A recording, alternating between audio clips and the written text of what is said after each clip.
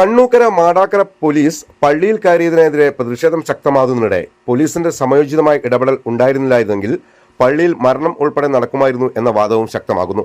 മാടാക്കര പള്ളിയിലെ സംഘർഷവുമായി ബന്ധപ്പെട്ട് പള്ളിക്കുള്ളിൽ കയറി പോലീസ് ലാത്തിച്ചാർജ് നടത്തിയ നടപടിയിൽ ഒരു വിഭാഗം കടുത്ത പ്രതിഷേധം ഉയർത്തുമ്പോഴാണ് പോലീസിന് അനുകൂലിച്ച് മറുഭാഗം രംഗത്തെത്തുന്നത്.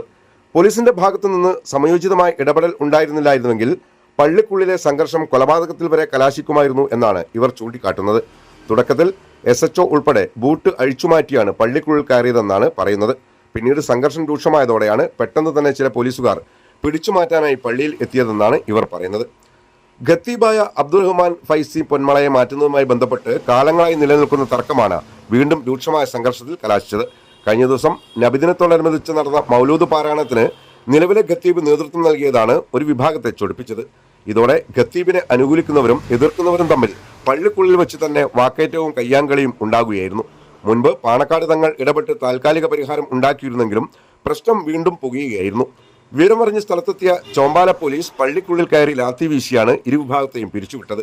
പോലീസിന്റെ ഈ നടപടിയെ അനുകൂലിച്ചും പ്രതികൂലിച്ചും ചർച്ചകൾ സജീവമാകുമ്പോഴും പ്രദേശത്ത് വീണ്ടും സംഘർഷ സാധ്യത നിലനിൽക്കുകയാണ്.